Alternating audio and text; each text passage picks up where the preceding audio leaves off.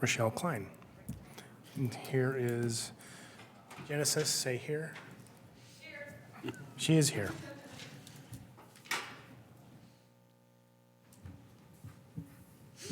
Item 3, approval of the agenda.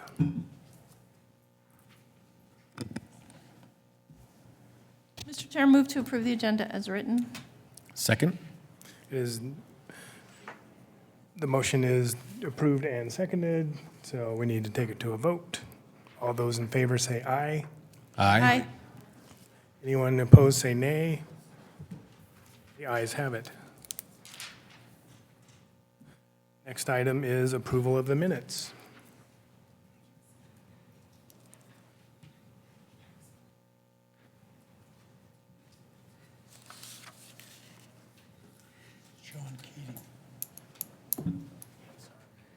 Mr. Chair, I believe there is one correction at the top. It says meeting agenda rather than minutes.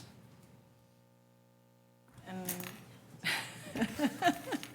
with that correction, I would move to approve as corrected.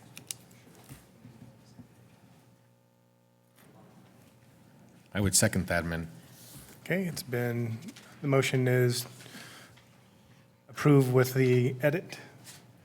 Been seconded. We'll go to a vote. All in favor say aye. Aye. Aye. All those opposed say nay. The ayes have it. Item number 5 is community acknowledgement, and I'm going to introduce the 2 new members. To my right is Bob Wiley. He's a Navy veteran, started several successful businesses, has experience working with government.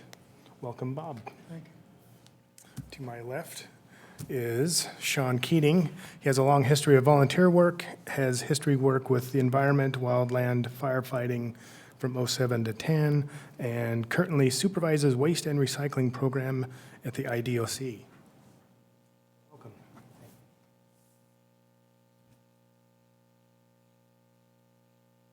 Item number 6 is program report solid waste survey. Tom, please take it away.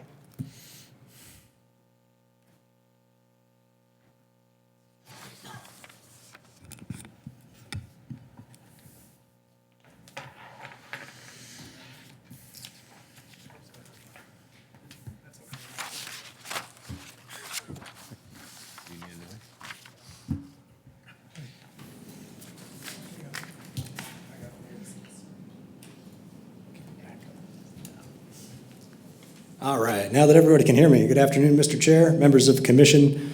Today I'm going to be sharing with you the survey results from our solid waste survey. As many of you will remember, this was a survey that was part of our strategic initiative. It was one big part of, SWAC was a big part of the development of this survey, in that several drafts went through and were approved by SWAC and then issued. It's been about 19 years since our last survey. And we actually used a third-party ETC to make sure that it was a statistically sound survey. I may be talking too loud. So the major findings that you can take away from the survey are that people are, for the most part, satisfied with their trash and recycling services, that people find recycling and environmental topics important. You're turning me down, right, Dave? Thank you. The way in which people recycle and the way they feel about recycling, issues people have with recycling, their familiarity with recycling, communication from city to the citizens, and then the role in government in recycling and environmental issues. There'll be a summary of the major findings that you'll see, and then there'll be staff recommendations at the end for us to go over. If at any point you'd like to interrupt and ask questions, that's just fine. I'll also, of course, have time for questions at the end for any commissioners. This is a pretty weighty topic, so it's probably going to be, we'll go through the slides relatively quickly, but as we get near the end, it'll probably be a pretty long part of our meeting today. So ETC is a company out of Kansas that performed the survey for us. This is their bread and butter. They also performed the city satisfaction survey a few years ago. They've worked with the city of Meridian a couple times in the past, and that's a big part of the reason we retained them for this survey. They've got a good history with us. The purpose of the survey was to gather residential input on current trash and recycling services, as you all know, to evaluate residential recycling, environmental perceptions and behaviors, and determine residential priorities for, for expanded services. It was a 5-page survey.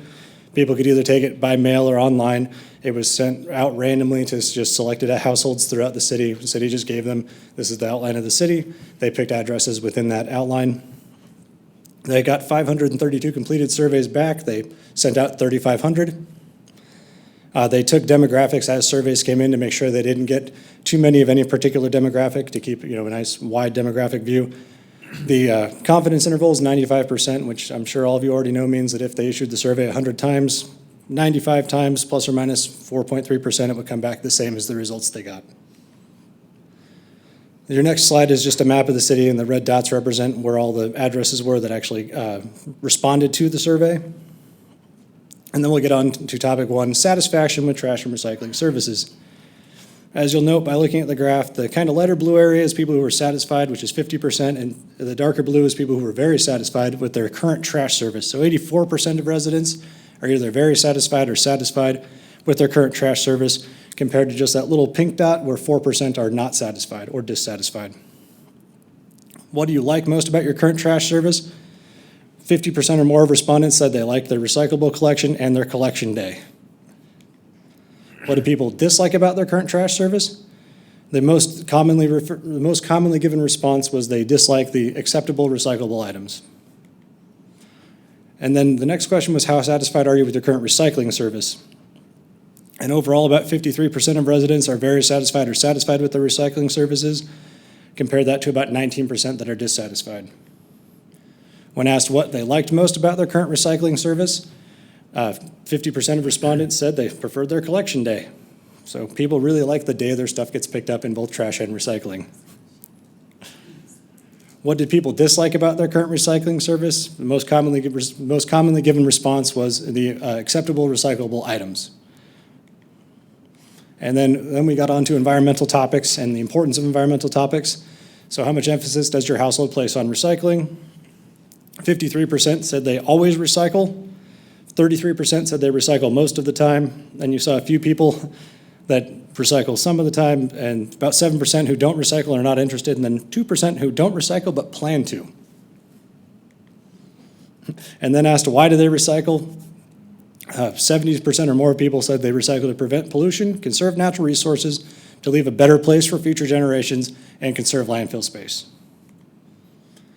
So then how important is it that the city addresses each of the following issues? And you'll see you've got your real high, 60%, 57% of residents say that it's very essential, or it's essential or very important to reduce the amount of waste sent to the landfill. And then about 57% who want to reduce the amount of greenhouse gas. And then a very small percent of people thought it was important to decrease the noise caused by trucks or decrease the number of trucks driving on the streets. So very few people thought that was important. And then people were asked how concerned were they about environmental topics. As you can see, about 80% of the residents are very concerned or somewhat concerned about environmental topics, compared to about 4% who are not concerned.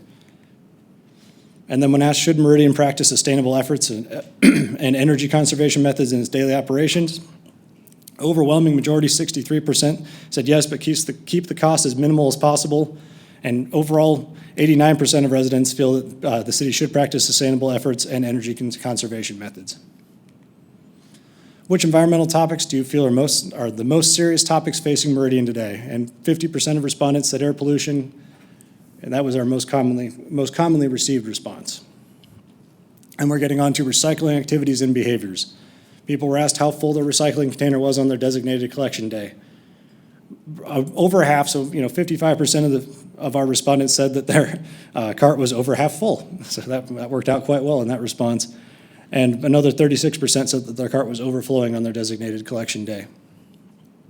Do you or other members of your household currently do any of the following? The most common responses were 68% of people recycle electronic items like computers, televisions, and cell phones, and 61% use our household hazardous waste collection service, or drop-off service, not really collection service. And then people were asked, do you or other members of your household currently make any effort to reduce the amount of trash you throw away? 79% of respondents said yes. When asked what prevents people from recycling, the most common response was nothing. I recycle everything possible. 51% of respondents on that one. And then how many times in the past year did you or someone from your household take material to the recycle areas of the transfer station? And 66% of households have taken recycling material to the transfer station in the last year. You got a small percentage of people, 13%, 5 or more times, and then a larger, roughly 40%, 2 to 5 times. When people are asked if they were currently practicing any sustainable behaviors, more than 80% of respondents said they changed light bulbs to energy efficient bulbs, and 93% of the respondents said that they recycle.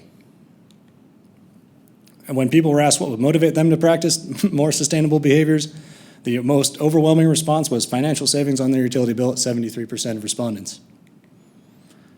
And then we got into our actual recycling issues within the city. So people were asked, if the city were able to increase the frequency and materials collected in curbside recycling, what is the maximum additional amount they'd be willing to pay? 63% of households said that they're willing to pay some amount of increase to the frequency and materials collected in curbside recycling. And with that said, keep in mind we already have had a couple increases in recycling processing in the last couple of years, up to 93 cents now. Then when people were asked what is the maximum additional amount that they would be willing to pay to continue curbside recycling, 71% of households said they're willing to pay something to continue curbside recycling. There weren't any huge statistical outliers in this one, other than the 3% that said they'd be willing to pay $10 or more. And when people were asked how willing they would be to participate in a voluntary curbside recycle program, and with the caveat of even if it meant the cost of curbside recycling would exceed $20 per month per user, 60% of respondents were not willing to participate in that if it was a pay-for-play at $20 per resident. When asked in association with that why they were not willing to participate in the program, 41% said $20 or more is too expensive, but they'd consider participation for a lower amount. Well, 47% said they don't support any increase in fees. And then we got to our familiarity with recycling. So respondents were asked, do you know what materials are recyclable? 68% said they absolutely knew, whereas 27% said they weren't sure. And a very small percentage of people, 5%, said no. And then when asked, do they know how to find out which materials are recyclable? Again, overwhelming response of 67% said indeed they do know how to find out which materials are recyclable, while 22% were unsure. And then this is one of my favorites. Residents were asked what the most preferred method to receive information was. In the blue part of the graph is the first choice. People were able to select up to 3. And the vast majority of people, their first choice, second choice, or third choice, 73% was their utility bill. And coming in second was an internet source that is easy to find. And I think our city website's pretty easy to find personally, but that is just a personal caveat for that one. And this was a very important question in the opinion of staff. How active of a role should local governments take in each of the following? Well, if you look at those responses, it's 90% or greater of residents who think that government should take either a leadership or supportive role in informing residents and businesses about existing programs and services, supporting the development of comprehensive waste reduction and recycling programs, developing progressive programs to expand waste reduction and recycling in your community, and educating residents about the importance of waste reduction and recycling. In summary, 80% of residents are very concerned or somewhat concerned about the environment. 89% of residents feel the city should practice sustainable efforts in energy conservation. 84% of residents are very satisfied or satisfied with their current trash service. Residents feel that it's very important to recycle. About 53% of residents always recycle, and 33% recycle all of the time. 70% of our residents feel that it's essential or very important to reduce the amount of waste sent to the landfill. And our big one, residents feel that local government should take an active role in recycling and waste reduction issues. So some of the takeaways that staff got from the survey is that residents are, again, concerned about the environment. It lends support to our triple bottom line approach that you saw in our environmental programs plan as well. People want to do it, but it's what's environmentally conscious, what's fiscally conscious, and what's best for the citizens. People feel that, again, government should take a lead or supporting role in solid waste programs and services. Residents overall are satisfied with their solid waste services. They support recycling programs, and residents have a good amount of support for our transfer station. Some areas of opportunity definitely would be education outreach to the community to increase knowledge of our current programs and offerings and to update our program efforts. And then we're going to get into our recommendation section. And this is where I've got a bunch of things I'd like to go over with you. So previously, SWAC had mentioned that recycling was one of the most important things for that on their agenda, or what they would like to work on in this upcoming year. So staff are looking for directions and recommendations on how SWAC would like to continue to proceed through what we saw. So I would like to know if recycling is an item or one of several items that SWAC would like to concentrate on quite a bit this year and really make that a concentrated approach in the current fiscal year. In addition to that, excuse me, I'm gonna hit the mic. Actually, I think I'll stop at that one. Amongst yourselves, is recycling something that SWAC would like to take a big step towards working on this year as a programmatic approach? Members of the commission. Any comments? I would think that's sort of our charge, is to support recycling, whether it fits higher or lower than reduce or reuse, that's another story, but I think SWAC should be, treat that as a kind of the more important roles of their group, unless I'm. Well, I would totally agree with, except for the semantics. So reduce, reuse, recycle, the three-legged stool, right? So waste reduction as opposed to, simply recycling is my interest. 79% want to reduce the amount that gets thrown away. I have a fabulous no-cost way to do that, right? So, so as long as it's not a solely recycling effort, if it's includes a reduction component in the education and so forth, then I'm all for that. I agree that that's our primary focus.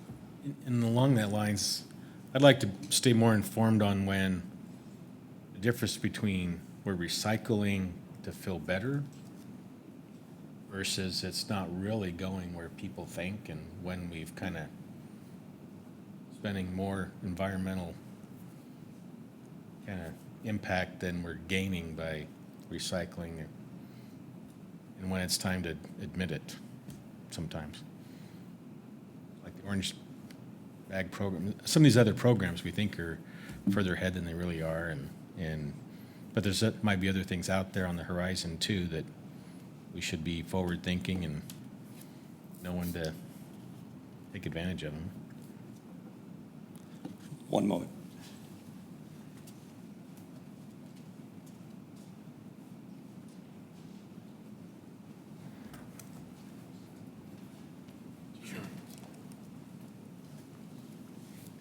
Sorry, had to gather my thoughts. That's fine. Please continue.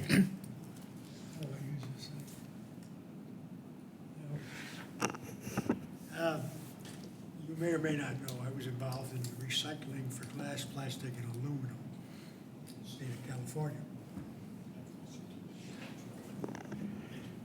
I was involved in a recycling program in California.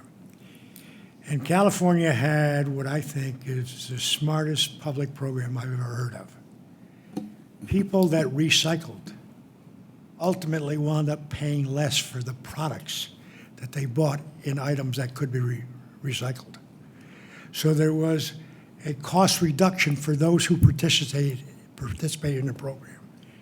And so it doesn't have to be a cost addition to the citizens.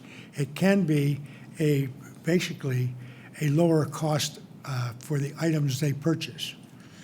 I'll explain that very, very simply what they did. They went to manufacturers who produced, let's use aluminum for example, that produced a product, a soda manufacturer, Coca-Cola. And they said, I'm going to use exaggerated numbers.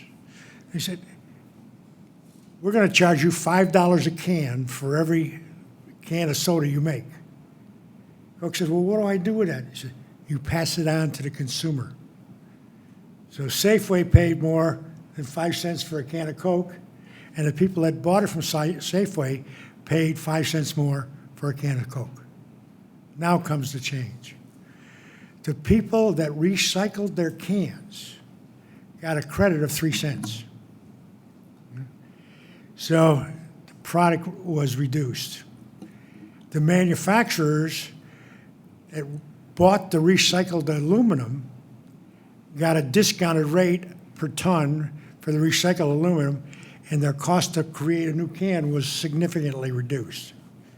And all that was paid for with the 2 cents that came from the people, or the 5 cents that came from the people who didn't recycle the program.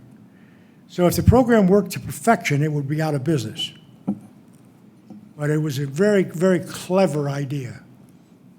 So I don't think we should fear. I know the market for recycled products now has changed pretty violently.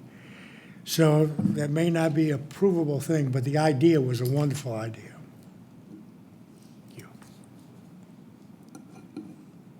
Other commissioners? Thank you, Mr. Chair. In addition to that, staff were wondering how SWAC would like to proceed with that. For example, a public advisory group or something to that effect. And Mr. Neri, if that were the direction that SWAC would like to go, how would SWAC be able to participate in something like a public advisory group, but not have to notice meetings, or what would be the criteria to go along with that? So, Mr. Chair, members of the commission, so if the desire of this commission was to direct to create a focus group on a subject, it would require public notice to have meetings and such like that. So it would be treated like a public meeting and have to follow open meeting laws.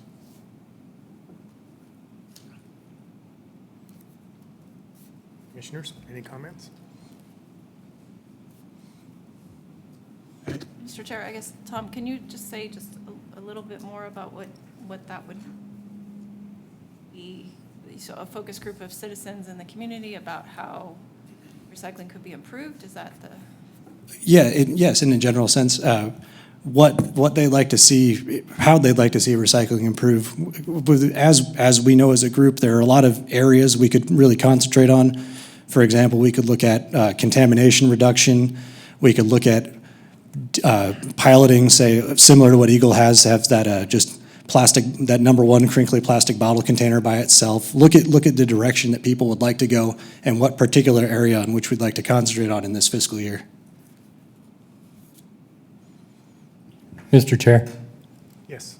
just to interject, I think where Tom and I have had discussions for your group is trying to take this information that we received and help the commission understand and move forward on any major programmatic policy issues.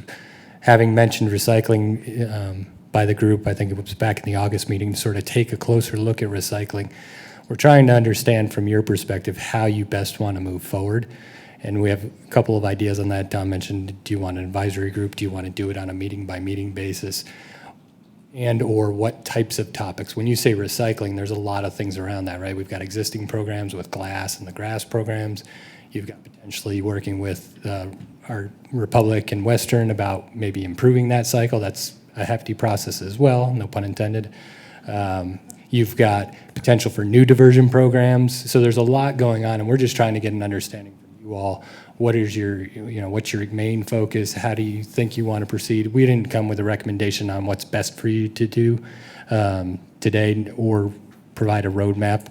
Our plan is to sort of put together these findings and work with you all on capturing the highest level things that you think are important to focus on from a policy perspective. So I don't know if that helps you with any more direction, but that's sort of what we were thinking. Thank you.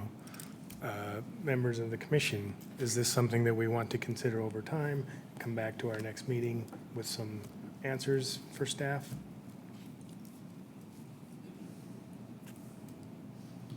If I could make another comment. You can. This survey says that most people understand the recycling program and what items are recyclable. I've been here a year in Idaho now, and I'm still confused as to what is recyclable and what is not recyclable. And the idea that glass apparently is not recyclable in this state just dumbfounds me. okay? Because the byproduct of recycled glass is incredibly sought after in the marketplace. Plastic has been reduced, okay, the demand for recycled plastic. But glass is a major, major item. And every night when I have a beer, I have to decide which container I'm going to put this bottle in. And I'm still confused as to whether it goes in a recycling container or the garbage container. Mr. Chair, Commissioner Wiley, the city of Meridian actually has a glass recycling program. It's got two options currently, a curbside 65-gallon cart, or there's a glass drop-off point at our transfer station, 2130 West Franklin Road, where you can also pick up a 20-gallon tote, which you can use to transport glass back and forth to the recycle area. I'd like to know more about that because I don't know of it, and I apologize for being on this committee, that not being a newbie. But that just dumbfounds me. In fact, weekly I think about that. Mr. Chair, Commissioner Wiley, I would love to go over your glass recycling options with you after the meeting, if you'd like, sir. Okay. Appreciate that. Thank you, Tom. For me, I need to kind of process all this information. So maybe, I'm not sure what the right venue is. For me, it'd be more comfortable to sit around a table and kind of go through this stuff, but I don't know if you can do that easily, or you just have to invite the public to do that. Just to work through these and brainstorm a few ideas. I'm not sure how. So, Mr. Chair, if you're talking like a workshop setting, so a little less formal, you can certainly do that. You can either notice that as part of your meeting, and that's going to be your meeting, it's more of a workshop discussion so that you can get more detailed, or set a special meeting for that purpose. But if it is going to be this commission, yeah, we would have to notice it like any other meeting. But you can certainly do it in a much less formal setting around the table. We just have to be able to record the meeting. We do stream the meetings as well, so we would prefer they be in here. So we would need some setup time to set up a table and have that dialogue here so we can be recorded.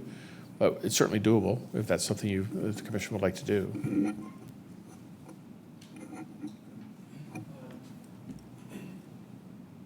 Or green. Okay.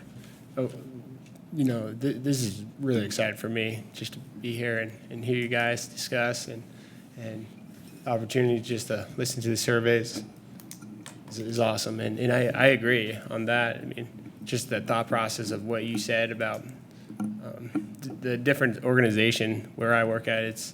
I constantly by myself thinking about all these things and trying things out, but this is such a larger scale that it's really exciting. So I do think that'd be. I second your idea. Appreciate that. Yeah, I'd entertain that, to have some sort of work session, and I could use some education by the professionals like yourself that could, because the regional markets change faster than I can keep involved or up to date, and like Mr. Willie's comments, there's so many new people into the valley. They come with their understanding of what recycling should be from where they came from, not realizing what our market is, and sometimes what makes perfect environmental sense if you're down the road from a recycling facility is different than when you're in the Northwest and have to rail it to somewhere crazy. But people need to understand that, and or at least I do. So that's what I'm envisioning right off the top of my head before we could go through these is maybe have information available to re-educate some of us here to what those options are. 'Cause you guys probably know them all off the top of your head, Rochelle. Mr. Chair, Commissioner Nelson, staff would be happy to supply you with any education you'd like, as long as, in the hopes that it will assist you with determining where you want to go with this and what areas on which you'd most like to concentrate. So any staff, any resources that I can provide, please let me know, and I will make sure I get them to you. Thank you. Mr. Chair, I would echo those thoughts. I'd be interested in a workshop session to kind of carve out the topic. Obviously, focus on recycling is much too broad, and a particular area would make sense as a focus for a year or something like that. mean, off the top of my head, I'm super interested in contamination. I'm glad that folks feel like they know what to do, but I'm pulling garbage out of my office, recycling every day. And if you look at the Mayak cans that they put out on Main Street, they're full of trash. So I'm not sure that people understand it as fully as they think they do. And I'd like to understand the actual contamination issue better. I know we've talked a lot about it, but, and then the other aspect that Mark mentioned also is the economics and the impact of things like the orange bag, and are we really doing good in some of our efforts? And, you know, some are probably better and more sensible than others. So, but even those two topics are a lot, so focusing in on one. Yeah, and for me, maybe a working session would be compare the results of these surveys as to what people think they know compared to the data that kind of shows what those maybe they all think that their contamination at their house is zero, but It's not even zero at my house. Son, I told you, no caps. right. Mr. Chair, Yes. I think what the commission is hitting on is exactly what we've been looking at. And one of the things we can do is we can put together some kind of baseline information and some baseline educational material on sort of what are the programs, what are some of the things we see are available. You're touching on education and outreach alone, the number of new residents in the valley, the number of people that think they do it right but may not actually do it right. There's all kinds of education opportunities that we see around solid waste as a whole. So we can develop some ideas and bring them back. With regards to your work group, do you see those as additional meetings? You know, when we look at the calendar and we start to think about December is generally, you know, you may or may not have a meeting. The rest of that leaves you about 11 months. We've already are conducting one right now. So you're down to 10 meetings if you just have regular meetings with pretty weighty topics generally throughout those with the community events like Trash or Treasure. You've got annual reports and things of that nature. So just wanted to get a sense. Are you thinking let's try some additional meetings and go from there? Do you want to map out a schedule? Or are you thinking for starters, let's just do this meeting in a workshop type setting? My consensus or my assumption is that we're going to have an additional meeting, and in my opinion, it needs to be soon. The last item on our agenda is talking about November meeting, because we're not going to meet the night before Thanksgiving. So most likely we'll meet on the 20th if approved. So that gives us a couple weeks in between. Do members of the commission have time to meet before then, or are we looking into December already for a workshop?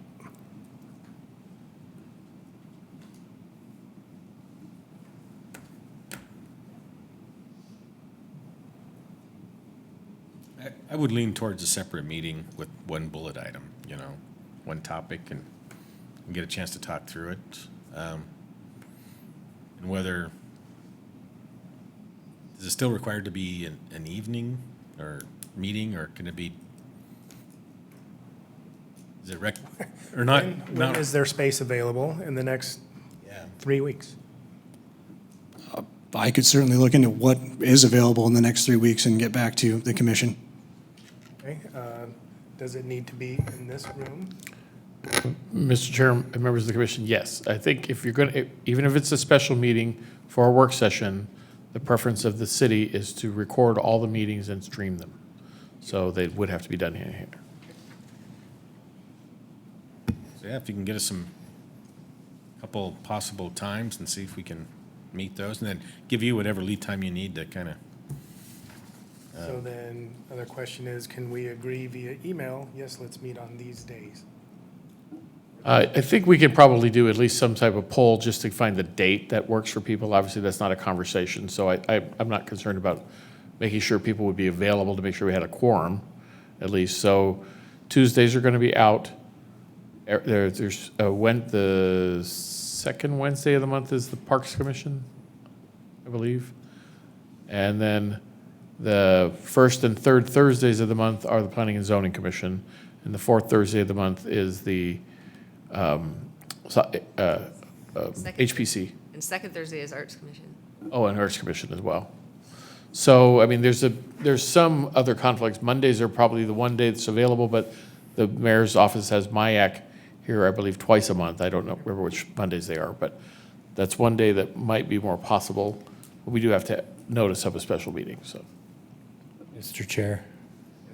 Bill, they can have a meeting at any time, if I understand correctly, as long as it's noticed. Yes, yeah, the time, it won't matter. I mean, if you're going to cancel your regular meeting, that's fine. You're going to notice of a special meeting, it can be a different day or a different time. That's not a problem. We will have to work with IT if you're going to hold it in here to have to set up tables and the recording equipment and all that stuff. So that'll take a little bit of coordination as well, but. You know, and maybe the table's not required, as long as we just have the one topic and just, Sometimes it's easier for a conversation if you're around a table, if people are looking at something, or if you're looking at documents, but whatever your preference is, we can make it work. Mr. Chair, I can, just like our tour of Western, I can just send out another doodle poll to get with a few days that are available and times and see when the commissioners can meet. I think that's a great idea. I would appreciate it if you could do that.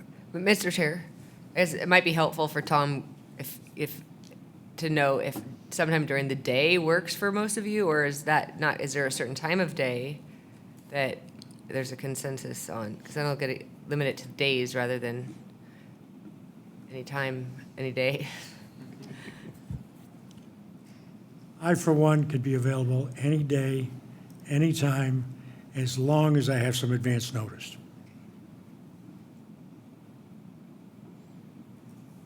Megan, are you flexible? Mr. Chair, I'm sorry, but for me, it's going to depend, if it's during the workday, it's going to depend on which day it is and whether I have other meetings. You know, late afternoon is best for me, work around my work Agreed. schedule, but I'll do my best to make it work. I'm sure he could find a late afternoon, but that's why I was asking, Yeah. so that he's not sending you times that are like 10 o'clock on a Tuesday or, Which late afternoon. may work, but. So same time of probably day, works Tuesday. if possible, on a different day of the week. Okay.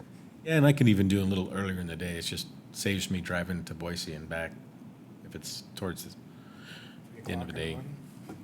Yeah. Mr. Chairman, I think it would probably behoove us, if we're going to have a workshop, to invite somebody very knowledgeable from Western Recycling. We may have some questions. I mean, Bob has questions about recyclability of glass here versus California. Western Recycling would be able to answer those questions of his, and I'm certain that I have questions that I would like to ask, and those people are going to be up to date on anything to do with recycling too. Right. Could you invite David Dean? Yes, sir. Thank you. After we pick our date, see if he's available. You don't want me to just send him a blanket invitation? Show up all week long. Well, Mr. Chair, that is what staff was looking to get out of the survey presentation and recommendation section. I will happily stand for any questions regarding anything else the commission may have, but if not, that is the total of the topic I've got today. Anyone else have any more comments or questions of Tom? Can I get a copy of this? Oh, yes, sir. Okay. Two for the newbies. You've already sent that out, haven't you? Yeah, yes, aside from our two newest members, I'm not sure if you've gotten the survey, but it has been sent to our existing members. But I can definitely get it to Commissioner Wiley and Commissioner Keating. Great. Mr. Chairman and Tom, seeing here that the newsletter and reviewing that the newsletter is one of the most important ways people are informed, it would be great if staff would give us some highlights, and then we're just getting ready to send the next one off to print, and it'd be great to give some feedback to the community from the survey if you have some highlights that we can incorporate. Definitely. Thank you. Thank you, Tom. Thank you, Mr. Chair. Okay, we're moving to number 7, action items, old business. MIAC recycling signage. Tom, you're up again.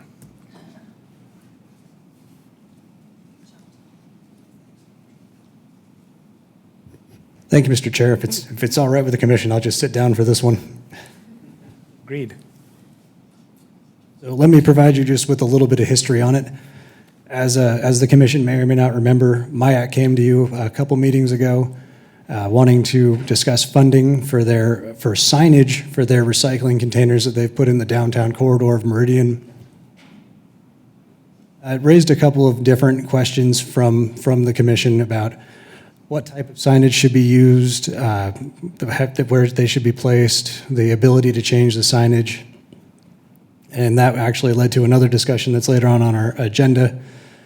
But a couple of things that were raised were, what should our recycling message be and how should we do it? And a few recommendations that came up were to have the signs be easy to change, because as we all know, our recycle markets change.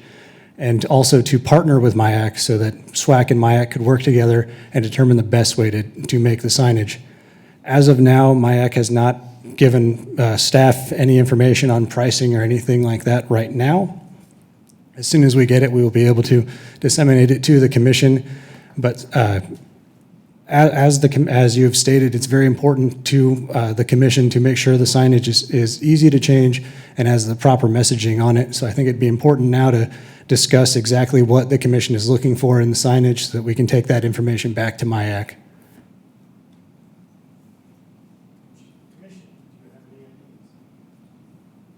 Mr. Chair, I think keeping it fairly simple and something that clearly identifies the cans as recycling, because in my opinion, it looks like a trash can. It's not blue, and the art doesn't, for the most part, doesn't indicate that it's a recycling can. So when I peek in them as I walk down the street, they're trash cans, unfortunately. I mean, I guess that one. But some of the others, it's not clear, I think, to an uninformed person that it's a recycling can. So something on the top that indicates this is for recycling, and then a real simple list of what can go in it, even if we're leaving some things out, like, you know.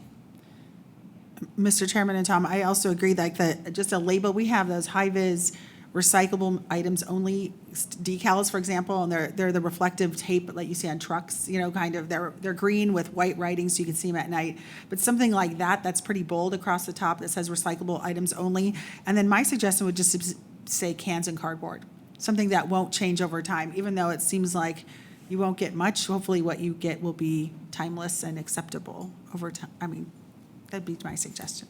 Mr. Chair, Commissioner Larson, what you're seeing is one of them.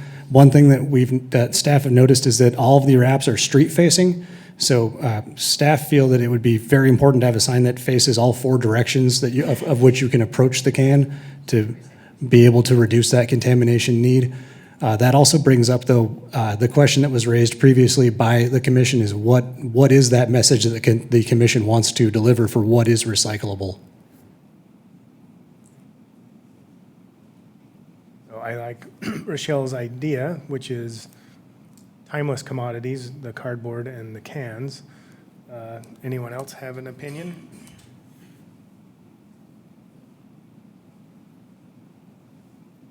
I mean, if we're going to just do two topics, maybe paper is just, Or three? yeah, I mean, how many? So what is least likely to be contaminating in these types of recycle bins? Well, Mr. Chair, members of the commission, we do know currently, based on what Western Recycling told us when they came to present to the commission, that our biggest contaminant is plastic right now, more specifically plastic film. So it would seem that removing plastic from the mix would probably be the easiest way to remove contamination from the stream of these particular containers. So, just trying to think, at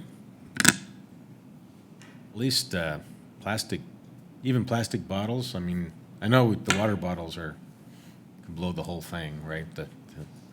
But I'm just trying to think what people buy the most. What's the disposable item in their hand? Besides cans and cardboard, what is the other most likely item they might? Mr. Chairman and Commissioner Nelson, I would say we could say something like soda and sports bottles, you know, something that would pass. It's the water bottles that trip us up all the time, but the soda bottles and the sports bottles like Gatorade and Powerade and things like that, those are acceptable. That would be probably a stretch, though. I would say that would be as crazy as I would get, just because plastic is so vulnerable. at this point. They're liquid inside and they go into this recycle bin and spill all over whatever other contents may have been clean. There's Kinda that tricky. potential. And they'll probably throw the lid in anyway. Right? In the bag. And the plastic fork and the, Okay. it's, Yeah, I think, something on the street is tricky anyway, so I think, in my It opinion. really is. I would Simple. still probably stick with cardboard and cans, as painful as that is. And if we master that, I would start like metering other items in. I love paper, but people don't have a newspaper like they used to when they're walking down the street. What we find is like Starbucks sleeves for pastries, napkins, paper plates from the pizza place, the paper plates that go inside the styrofoam tray. We wind up finding the papers that we are getting on the street side are not very high quality, unfortunately. But Mr. Chair, but again, this goes to what are we messaging as to recycling in our city? So that was what the commission raised when we initially began to discuss the recycling signage, was what is the message that the commission wants to give as to what is recycling in the city of Meridian? Thank you.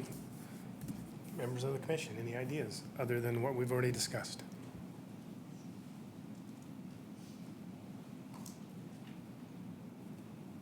I think it might come down to the fact that in the city where we have these cans, it's going to be specific cardboard and aluminum or tin cans.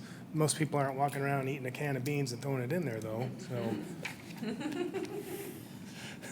And if they were, they'd give you the fork too. They would. Hopefully it'd be aluminum.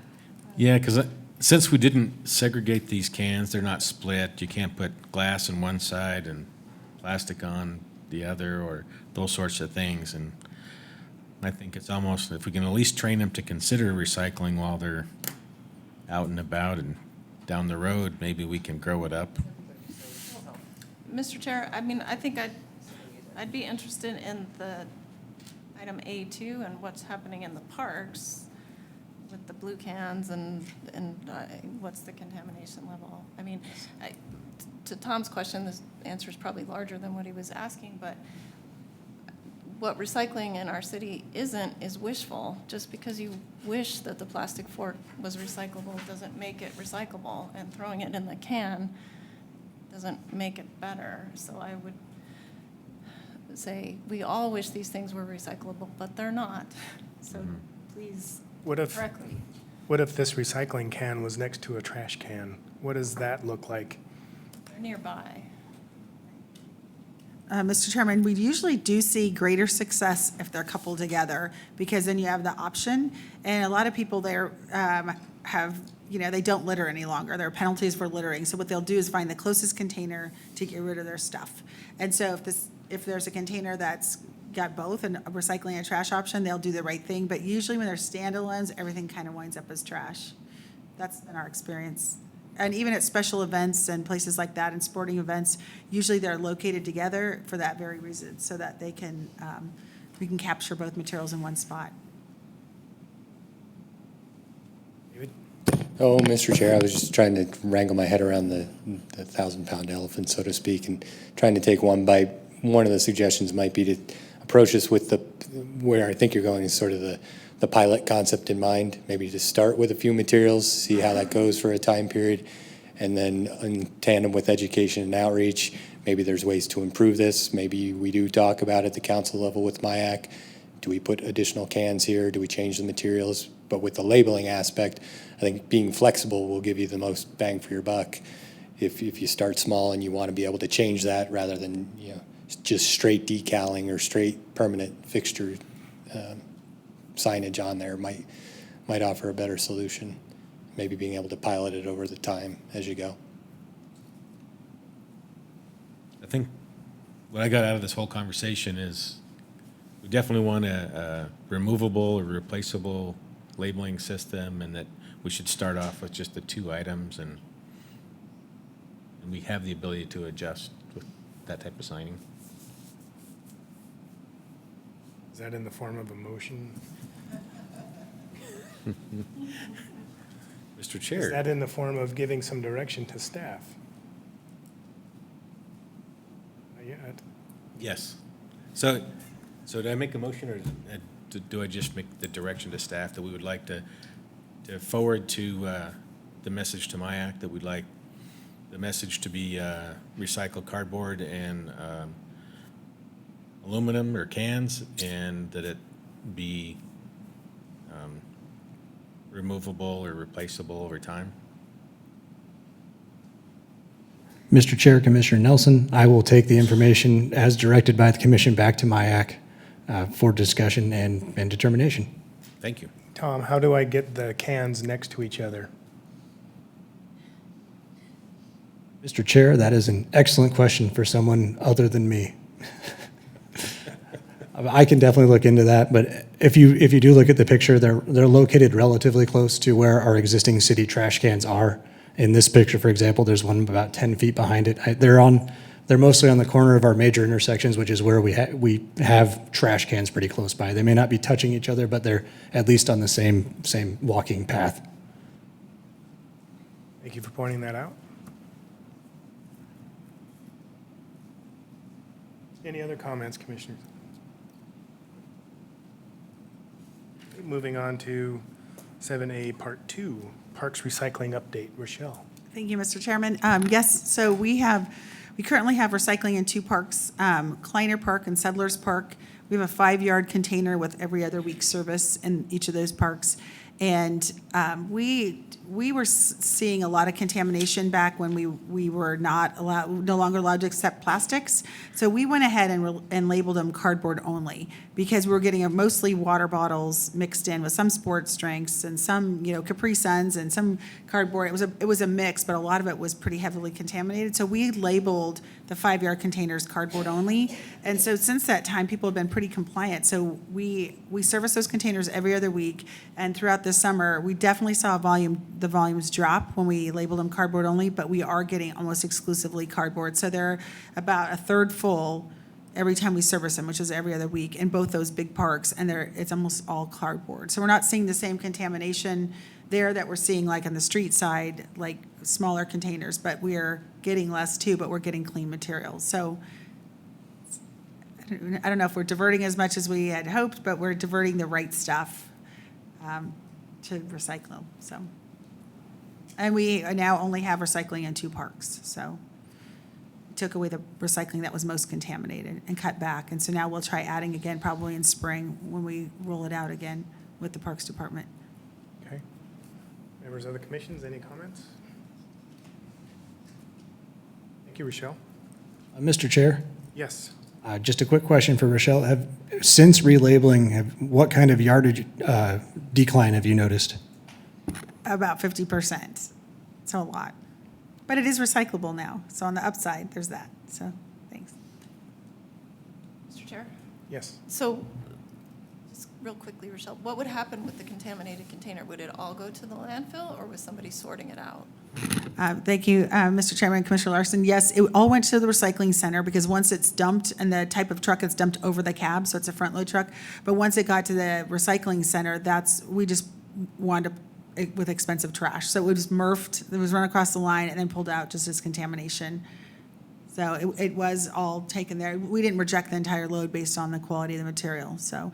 And toward the end, before we cut it back to just cardboard, the drivers would get out and check it ahead of time. And then if it was really contaminated, they'd have the trash truck come and get it so that they wouldn't add it to their truck. And then we went ahead and labeled them cardboard only. So, thanks. Yeah, that's great. Thank you, Rochelle. So, item 7B, new business, Ada County landfill cost of service study. Dave Miles.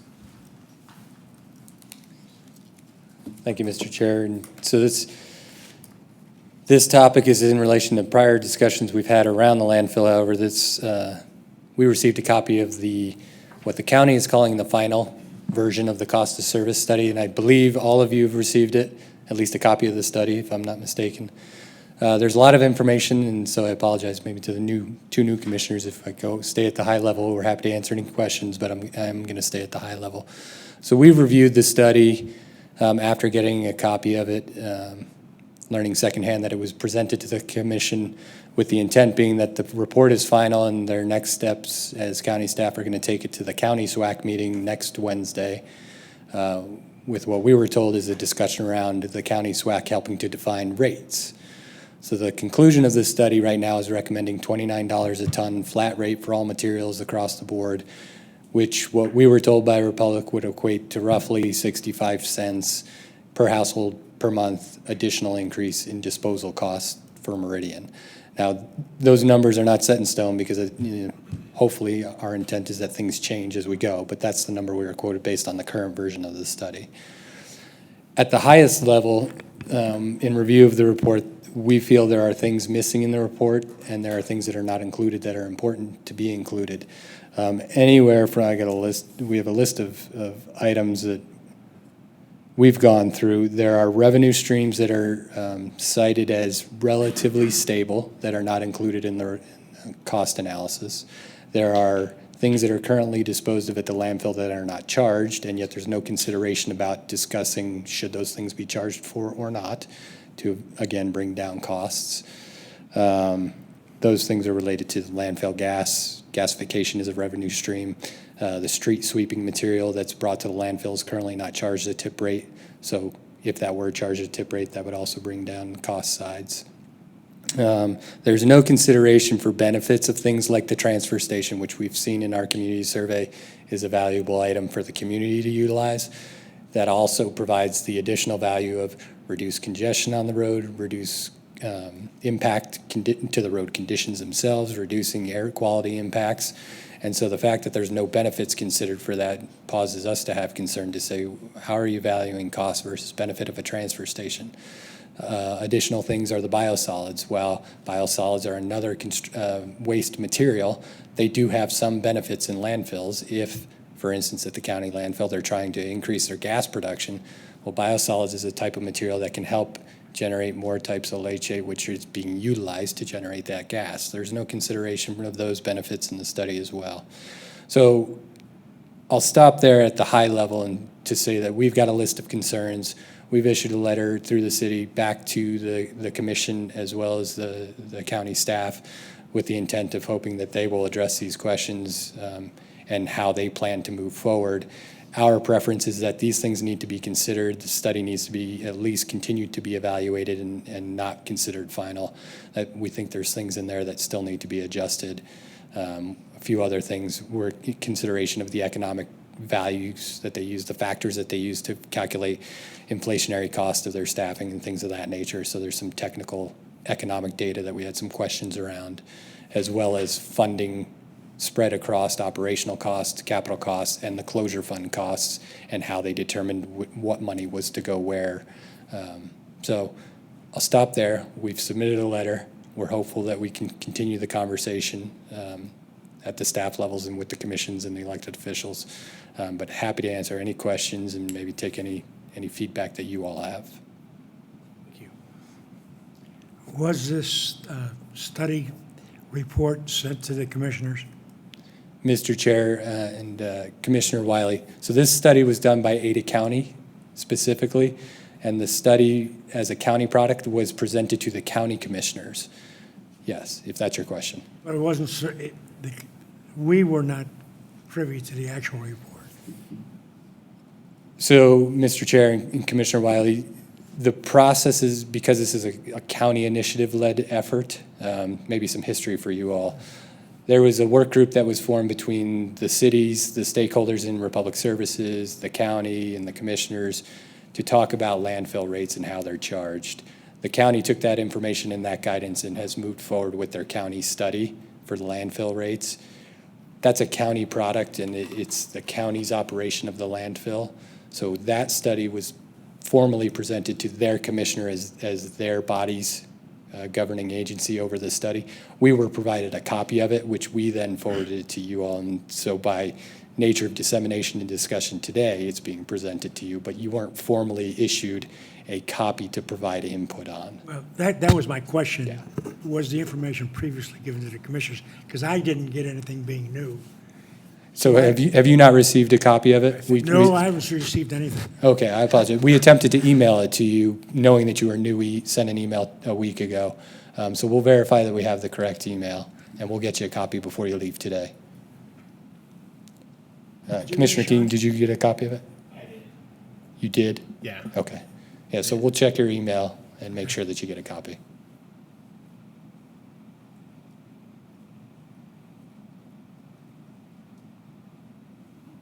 Any Is there other? any other comments? Just to comment, I appreciate the staff advocating for the city for us. It sounds like you got a lot of questions and read the detail. As I was listening to some of your concerns, how does that work if say, street sweeping or those types of items go to the landfill without a fee? But if they did charge a fee, is it the same ratepayers, taxpayers, citizens that would, I mean, does it still come out ahead for us to Mr. take Chair, care of that? Commissioner Nelson, I think that's the question we have. I think ultimately, at the end of the day, any fees that's paid to an agency has ratepayers that pay that fee.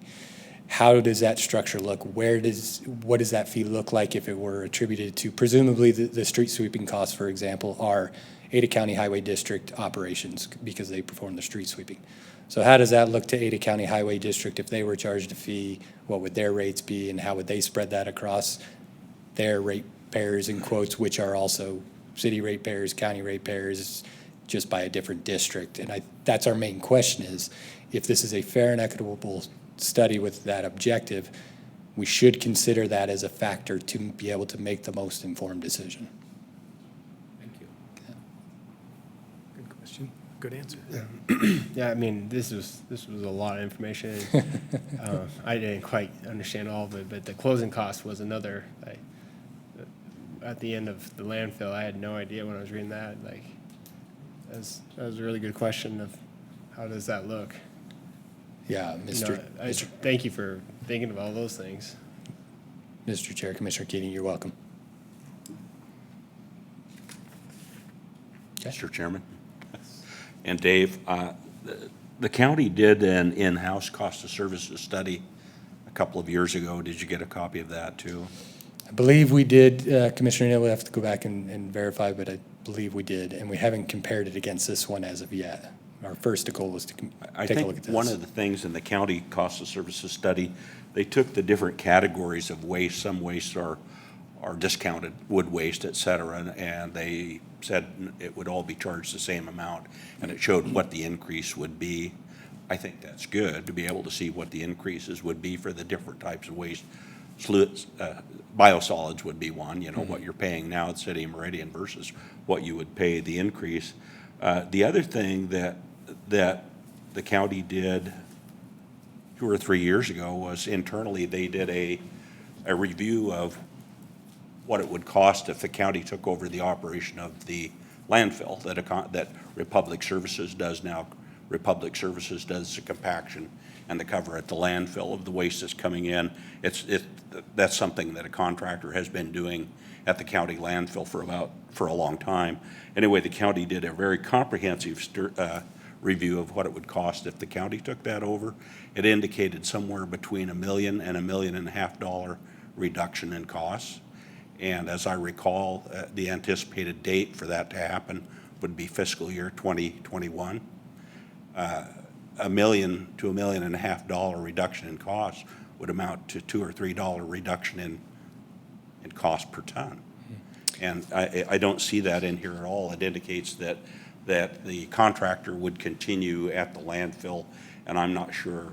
I know Republic Services contract ends the end of this fiscal year, which is the end of September of 2020, and so I'm not sure that, I don't know where that's going, but if they've approached Republic to continue to do that work, or they're putting that work back out to bid, I think that's a proper assumption to put that number in, what Republic is getting plus the CPI that presumably if another contractor were there.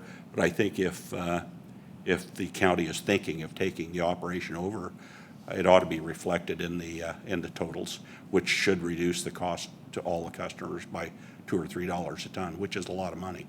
Yeah. Mr. Chair and Commissioner Neal, thank you for that comment.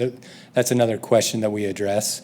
There is a presentation slide packet that we were provided as well, just, Ada County staff sent over to us, and there was a comment to the effect of considering in-house operations. I believe there's a comment in the study as well about considering that, but there's no analysis of what the costs were, could be, might be, and that's a question that we pose is exactly that. Are you the county planning or projecting that's going to be an option? And if so, we'd like to see those numbers and what that looks like as part of this. To your first point about weight classes, in the last study, the current study does talk about varying rates between customer type, but not by weight type, and that's another question that we've posed to them as well, is we should effectively, again, for an equitable view to see what's going on, it would be helpful to see these costs spread across all the waste types as well as the customer types. So thank you for those comments, and we're looking forward to getting that information. Any other questions or comments? Mr. Chairman, Dave, I just have one question too about the recommendation for a transfer station in South County. Transfer stations are generally built in areas of pretty high density, and they're used to shuttle materials to the landfill. And we know J&M Sanitation has one in CUNA that they use to transfer all their materials to Idaho Waste Systems. And then we have one in Meridian. There's another one in Boise by the airport to hit South County. I'd be curious to see what the justification is without the density in the CUNA area to justify a second transfer station, what the justification is for building a county-owned and operated transfer station that the taxpayers would cover the cost for the public. Mr. Chair and Rochelle, we've posed that as another question we had. We saw that in the study, and the fact that there's no consideration of the benefits of the current transfer stations, the question was raised, well, there's no benefits considered of the current ones, how are we evaluating the potential need for a new one? So we addressed that as well.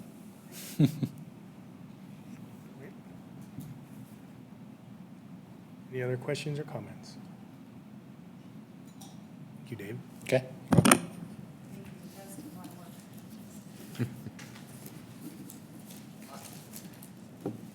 So item number 8 is the next meeting. Want to confirm with the commission that November 20th, 2019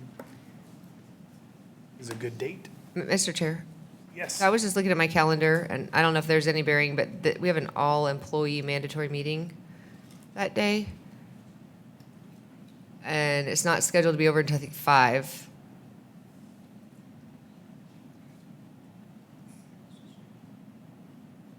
No one mentioned that. Bill?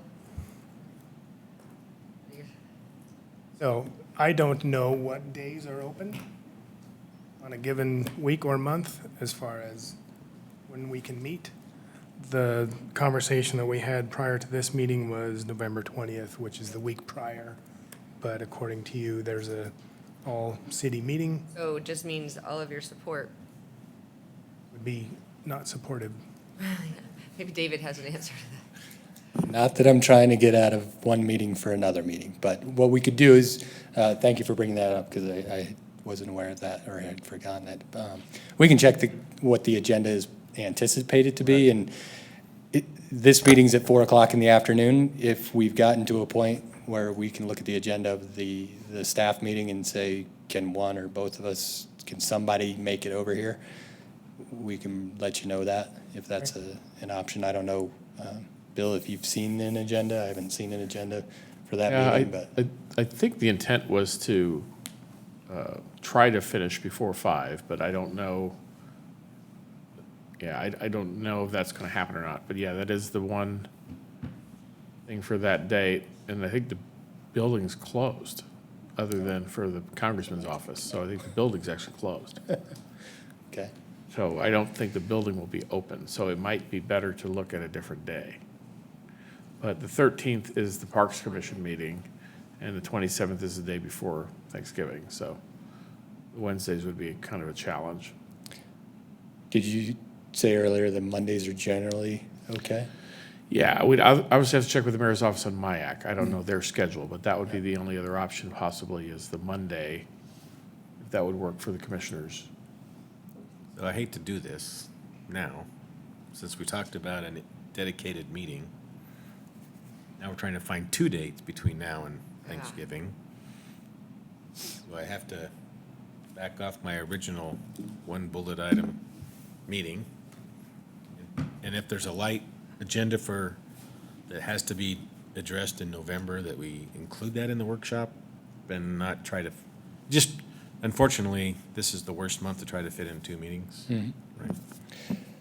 Mr. Chair and Commission, I do know the November meeting, at minimum, we have the annual report, at minimum. And I think we're also scheduled to have quarterly update from Republic. Those are probably the 2 things that we have to do in November. That said, how long does each one take? And is there maybe a consideration for a little bit of a longer meeting? Understanding we're still on for schedule for an hour, but we've already gone over today, so maybe.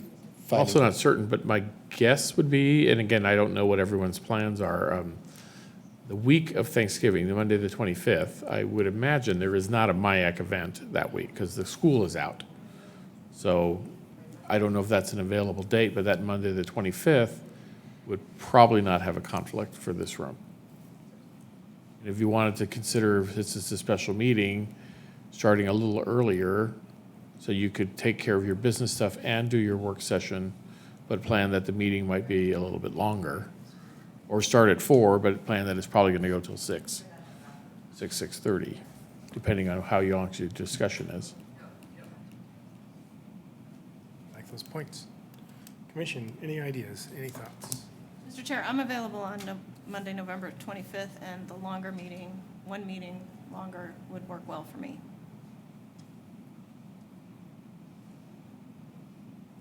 And you say, And I'm pretty flexible, and it turned out that the week of November 20th, I was likely going to be out of town anyway, and so it actually works out better for me to push that to another date.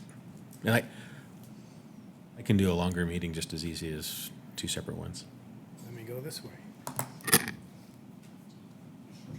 I'm very flexible. I believe that can work. So then if we turn that into a motion to set the date for November, that would be great. Mr. Chair, When? my mic. I would move that we set the November meeting for Monday, November 25th at 4 PM. Include a workshop. It's been moved and seconded to change the November meeting to November 20th at 4 PM, including the workshop, one bullet item, 20. excuse me, November 25th, 2020, or 2019. All in favor, say aye. Aye. All opposed, say nay. I don't think so. The ayes have it. And with that, I call this meeting adjourned at 5:13.